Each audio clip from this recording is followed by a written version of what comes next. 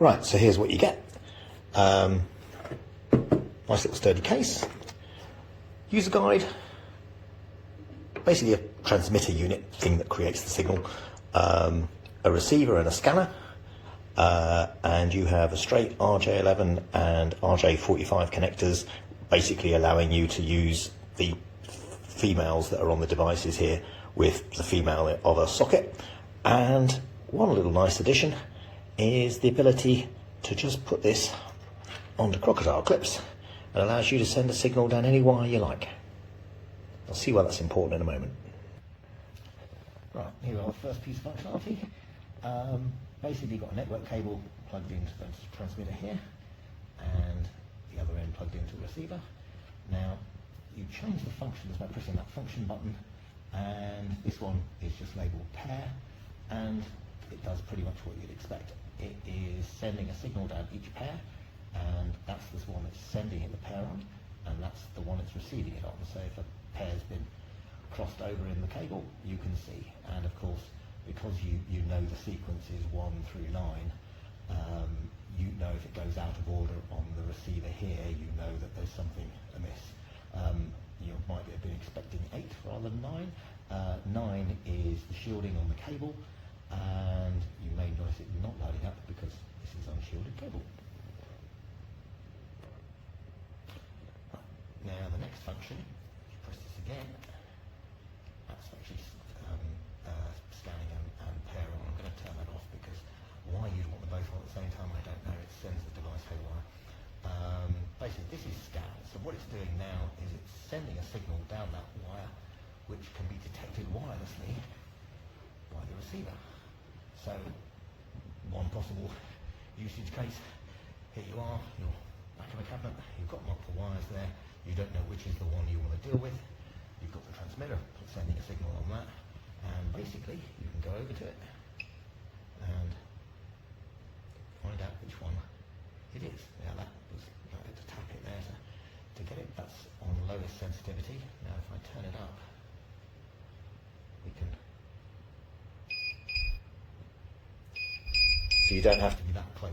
So if you had a lot of cables, you could roughly scan over it and then turn down the sensitivity and find it. Now another little trick is you can plug a network cable into the side, and then if you're sort of using the function button here, this is separated out as a separate button, you say QC, it's quality check or quality control, whatever, and there you go. Now what that's doing is it's checking that there's actually a wire at the other end of this connector for all of them. It doesn't have to be connected to anything. The other end of the wire is still that one sitting over there that we tested earlier.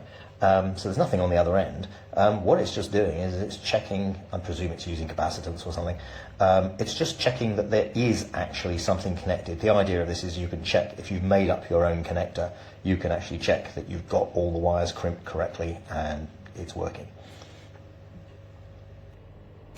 Right, the Eagle-Eyed Observer will spot that there's a tel for telephone and POE lights here. The POE light, according to the doc, will actually just light up if you connect up to a POE cable. I actually don't have that here, so I haven't tested it, but I see no reason to say that wouldn't work. The telephone is again, I've actually disconnected our telephone line, but basically it will tell you which way around it's wired and basically there's power on the port or not. And yeah, now there is one more thing here. Well, first off, a bit of quality of the device. This is quite a lightweight, and it kind of feels like a kind of cheap plastic, but it's the shape of it and everything gives it a lot of rigidity, so it's strong. You know, this made of the same plastic, because it's thinner than that. I mean, I wouldn't stand on it. That would break it, I think. It doesn't inspire. The buttons themselves, I've been using now a little bit, and they've settled down and they now work. But quite a lot of the time, when I first got this, I think this one is a 3-second press. Okay, that's unfair. What I found is that the buttons themselves don't always work. Oh, there you go, that one's worked, now you're on video. When I first used this, I had to press it about 8 times for it to actually start working. I had the same problem with the buttons on here, and now that I've pressed them about 10 times, they're much more reliable. But when I first arrived, it's maybe the contacts had oxidized or something and they need a little bit of friction to clear them off. But yeah, it was a bit odd, but it's now working fine. I have one gripe, which is the button I've just pressed there, NCV, non-contact volts, I believe that stands for. And basically what it is it turns this into an electrician's tool, which is, so instead of detecting the emitted signal that the transmitter sends along the network cable, it will now detect mains voltage. So you can use it to find cables, and you know, the sensitivity thing didn't work very well for doing that. I would caution against using that. When I first used it, it worked unless, I mean, if you see the corner of the user manual there, if I approached it like that slowly, I could go all the way and touch the mains cable and it not go off. I can manage to do it about 1 in 4 times, and the only time I'm videoing it, of course, it won't happen. But any other time coming at it straight like that, if you knew the quirk of the device, you wouldn't have a problem.